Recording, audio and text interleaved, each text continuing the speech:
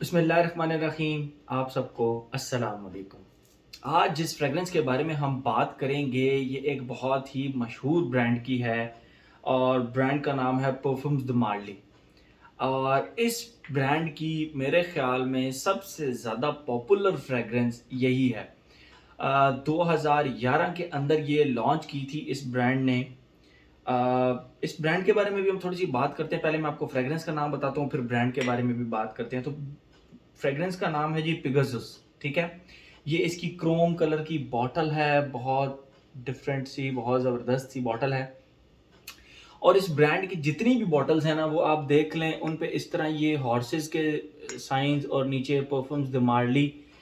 इसके ऊपर थोड़ा सा क्लियर नहीं आपको शायद नज़र आएगा, बहरहाल इसके ऊपर प्रॉपर क्लियर नज़र आएगा परफ्यूम्स द मार्ली लिखा हुआ है, पैरिस और ये और बाकी सारा इस तरह। और कैप्स भी इनकी सेम होती हैं, सिल्वर कलर की कैप, बहुत ज़्यादा हैवी और इस तरह ट्रायंगुलर शेप की होती है। इसके ऊपर लिखा हुआ है परफ्यूम्स द मार्ली 1743।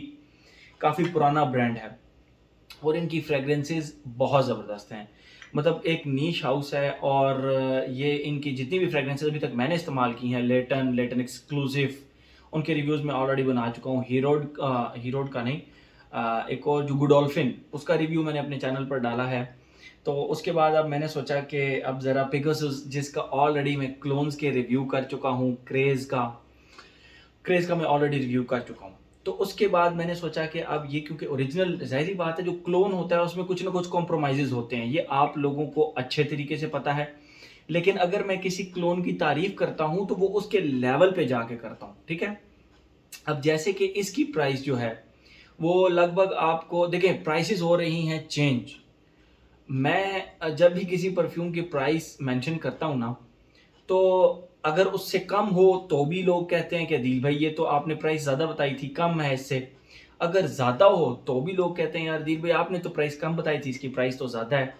मैं आपको एक राउंड फिगर बता देता हूँ, मैंने वकास अहमद से बहरहाल ये ली है। ये 40,000 रुपये से नीचे नीचे आपको ये मिल जाएगी और ये 125 ml की बॉटल है। ये तकरीबन सारे के सारे जो इनके परफ्यूम्स हैं ना, वो 75 ml प्लस 125 ml में आते हैं। जिसमें ये भी पर्सिवल है, पर्सिवल ये भी जो है ना वो 125 है। मतलब बॉटल्स इनकी सारी सेम होती हैं, सिर्फ अंदर जो है ना नाम का डिफरेंस होता है और कलर का थोड़ा बहुत डिफरेंस है। जिस तरह ये क्रोम कलर की है, ये ब्लू है। लेटन भी इसी तरह की ब्लू कलर की है। खैर, ये जो है ना ये 40,000 रुपये से नीचे नीचे आपको मिल जाएगी। एग्जैक्ट प्राइस वकास अहमद से मैंने ली है, आप उससे ले सकते हैं। इसका अगर आपको फुल बॉटल चाहिए तो भी, अगर आप इसको डीकेंट चाहिए इसका, तो वो भी आपको वकास अहमद से मिल जाएगा।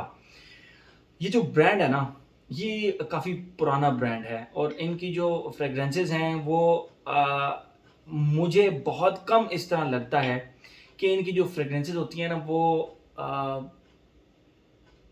उनकी जो लाइकेबिलिटी रेशो होता है ना वो 80% तक होता है। 80% तक होता है। कुछ फ्रेग्रेंसेस सिर्फ ऐसी हैं जो ज़रा थोड़ी सी बोल्ड और डेयरिंग हैं, उनके लिए आपको उनको वेयरिंग्स थोड़ी सी ज़्यादा देनी पड़ती हैं। वेयरिंग ज़्यादा देनी पड़ती है, मतलब 3 से 4 से 5 दफ़ा जब आप लगाते हैं तो फिर आपको उनकी डेप्थ समझ आती है, ठीक है।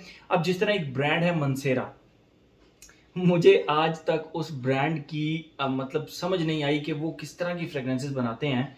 तो उनकी फ्रेग्रेंसेस को समझने के लिए ना, मतलब एक आम बंदे को समझने के लिए कम से कम हर फ्रेग्रेंस को ना 6 से 7 वेयरिंग्स मस्ट देनी पड़ती हैं। ये मैं बात कर रहा हूँ आपसे मंसेरा ब्रांड की। But on the other hand ये जो ब्रांड है परफ्यूम्स द मार्ली, इसको आपको कुछ चीज़ें पहली वेयरिंग में समझ आ जाती हैं, कुछ दूसरे वेयरिंग में समझ आ जाती हैं। लाइक लेटन हो गया, लेटन एक्सक्लूसिव हो गया। इसी तरह ये भी एक इस तरह की फ्रेग्रेंस है पिगासस, जो कि आपको 1 से 2 वेयरिंग के अंदर बड़े आराम से समझ आ जाती हैं। आपको पहली वेयरिंग के अंदर ही आपके उसके ऊपर कॉम्प्लीमेंट मिलना भी शुरू हो जाते हैं। यस, तो ये इस तरह की फ्रेग्रेंस है। मैं सबसे पहले आप लोगों को इसकी खुशबू डिफाइन करता हूँ, उसके बाद हम मज़ीद बात करते हैं इसके बारे में, जो हमारा एक पैटर्न बना हुआ है एज, जेंडर, लॉन्जेविटी प्रोजेक्शन का। ओके, खुशबू की बात करें, जैसे ही आप इसको लगाते हैं ना, इसके स्टार्ट में देखें नोट्स वगैरह मैं आप लोगों के साथ शेयर मतलब नहीं बताता कि इसमें ये नोट्स हैं। मैं आपको उसको खुशबू, उसकी खुशबू जो फील होती है, मैं आप लोगों को वो बताता हूँ, ठीक है। तो जैसे ही आप इस फ्रेग्रेंस को लगाते हैं तो इसके स्टार्ट में एक बहुत ही फीके से टिश्यू पेपर की एक खुशबू आती है, बहुत ही ज़्यादा फीके। यानी एक होता है ना परफ्यूम्ड टिश्यू, तो वो आपको फ़ील होता है बाकायदा। एक होता है वो टिश्यू पेपर जिसकी कोई खुशबू नहीं होती। उसके अंदर से वुडी प्लस पेपर की प्लस टिश्यू पेपर की एक स्पेसिफिक खुशबू होती है। ड्राई वुडी सी, बहुत ही ज़्यादा फीकी सी एक खुशबू होती है। एग्ज़ैक्ट वो खुशबू इसके स्टार्ट में आती है। मतलब स्टार्ट ये एक फीके टिश्यू पेपर की खुशबू से होता है, ठीक है? उसके बाद यानी जो इसका सेकंड फेज़ है, वहाँ पे इसके अंदर एक आलमंड इंट्रोड्यूस होता है। अब मैं आपको बताता हूँ वो आलमंड की जो आलमंड बादाम बादाम उसकी खुशबू इसके अंदर ऐड होती है। अच्छा वो जो बादाम है ना, वो बादाम के ऊपर एक छिलका होता है। आप उस छिलके का कभी उस छिलके को भी आप खुशबू करें ना, तो उसकी भी बड़ी एक ड्राई सी, लेकिन उसकी खुशबू करने से आपको आइडिया होता है कि ये एक आलमंड की खुशबू है। बट उसकी खुशबू बहुत वुडी और बहुत ड्राई होती है, बहुत ही ज़्यादा ड्राई होती है। तो अगेन जो इसका सेकंड फेज़ है वहाँ पे वो टिश्यू पेपर की खुशबू के साथ आलमंड की खुशबू ऐड हो जाती है। ना वो आप कह लें कि बादाम के ऑयल की खुशबू है, ना ही वो आप कह सकते हैं कि किसी भी क्रीम श्रीम जो मतलब हम बाज़ार में क्रीम्स वगैरह खरीदते हैं ना जिनके अंदर आलमंड की खुशबू होती है, उस तरह की नहीं।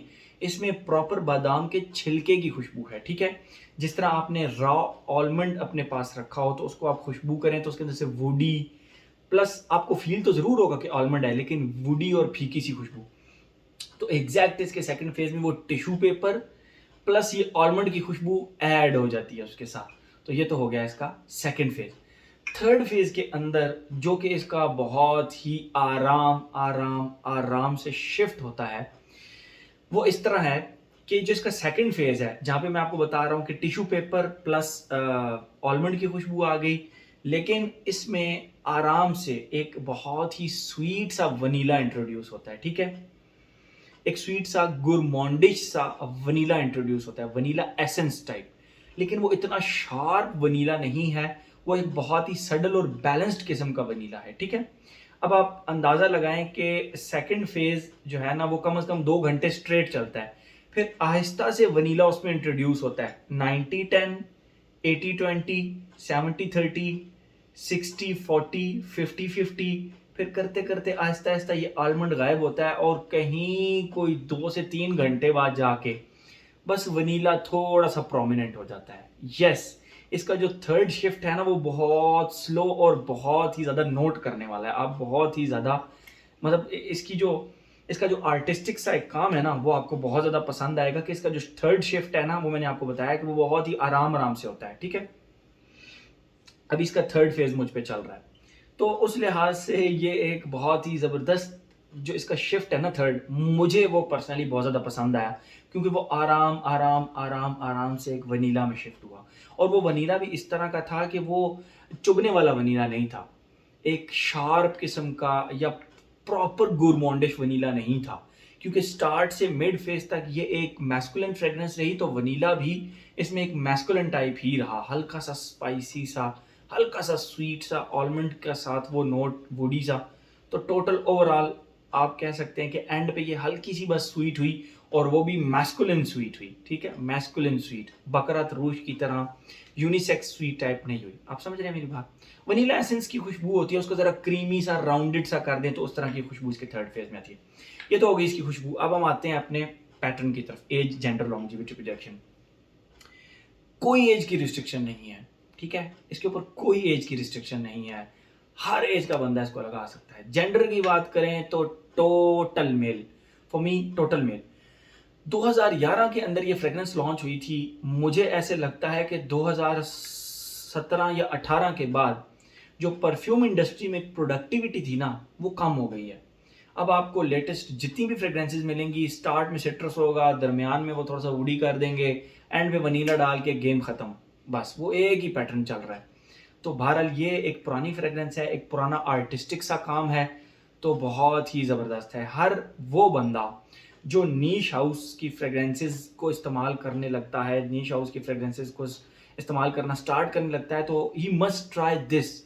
उसको ये मस्ट ट्राई करनी चाहिए पिगासस, ताकि वो एक समझ सके कि नीश फ्रेग्रेंसेस इस तरह की भी होती हैं, मतलब इस तरह का भी जो एक परफ्यूमरी है ना वो इस तरफ भी चलती है, एक आर्टिस्टिक काम भी होता है इंडस्ट्री के अंदर, ठीक है। बहरहाल ये एक पुरानी फ्रेग्रेंस है। अच्छा, ये रीसेंट बैच है इसका। परफॉर्मेंस की बात करते हैं, जेंडर पे पहुंचे थे हम। जेंडर मेल, ठीक है, मेल। परफॉर्मेंस की बात करते हैं, लॉन्जिविटी प्रोजेक्शन की। ये इसका रीसेंट बैच है, मैंने वकास अहमद से रिसेंटली लिया है, ठीक है। तो इसका बैच कोड भी है 036903, आप चेक कर सकते हैं, रीसेंट बैच ही है। तो इसकी परफॉर्मेंस में मुझे कोई इशू नहीं लगा, मुझे इजीली 8+ आवर्स इसने दिए, और इसने मुझे नोज ब्लाइंड नहीं किया। नोज ब्लाइंड नहीं किया इसका मतलब है कि आप इसके ट्रिगर पे हाथ हल्का रखेंगे, ट्रिगर पे हाथ हल्का रखेंगे मतलब आप इसके स्प्रेज कम करेंगे। बहुत ही प्यारा स्मूथ सा इसका स्प्रे है, आप इसको बिल्कुल हल्का सा प्रेस करें तो एक अच्छी अमाउंट का सेंट इसके अंदर से निकलता है। बहरहाल आई वुड रिकमेंड कि आप इसके मैक्सिमम जो है अपनी नोज से दूर दूर स्प्रे करें, मतलब इस एरिया में चेस्ट के नीचे कर लें, और अगर नहीं तो 1, 2 और तीसरा चेस्ट से नीचे, 3 स्प्रेज अपने हाथ से दूर दूर। आप जब अपने हाथ मूव करेंगे इसकी विफ्स बनेंगी और ठीक ठाक जो है ना वो इसकी खुशबू आपको भी आएगी, और इसकी एक बबल सेंट बबल भी बनेगा। तो लॉन्जिविटी मुझे इजीली 8+ आवर्स मिली। प्रोजेक्शन की अगर हम बात करें तो इजीली प्रोजेक्टेड फॉर 3 आवर्स, मुझे इजीली इसने 3 आवर्स प्रोजेक्ट किया। मैं इसको जब घर में लगाया तो घर वालों ने कहा यार ये किसने थोड़ी सी मिस्टीरियस सी फ्रेग्रेंस लगाई है, बट आफ्टर 20 मिनट्स उनका ओपिनियन टोटल चेंज था। उन्होंने कहा नहीं यार फ्रेग्रेंस बहुत ज़बरदस्त है। तो कहने का मकसद ये है कि ये एक बहुत ही ज़बरदस्त फ्रेग्रेंस है। कॉम्प्लीमेंट्स भी इसके ऊपर आपको मिल सकते हैं। ओकेजन की बात करें, आप इसको ऑफिस लगा कर जा सकते हैं, आप इसको किसी भी फंक्शन में लगा कर जा सकते हैं, मस्जिद में भी इवन लगा कर जा सकते हैं, कहीं पे भी आप इसको लगा कर जा सकते हैं। दोस्तों के साथ खाना शाना खाने जा रहे हैं तो भी लगा कर जा सकते हैं। एक चीज़, थोड़ा सा वेदर की अगर हम बात करें, मैं इसको गर्मियों में लगा सकता हूँ, I have no issue with that. But आप लोगों को यही कहूँगा कि गर्मियों की ऐसी रात जो कि थोड़ी सी ठंडी हो, आप उसमें लगा लें। अगर आप इनडोर्स हैं, एसी के अंदर हैं, फिर लगा लें। अदरवाइज फॉल एंड विंटर, ठीक है। हर एस्पेक्ट मेरे ख्याल में हमने इसका कवर कर लिया। तो ये था जी हमारा परफ्यूम्स द मार्ली का Pegasus. Thank you so much.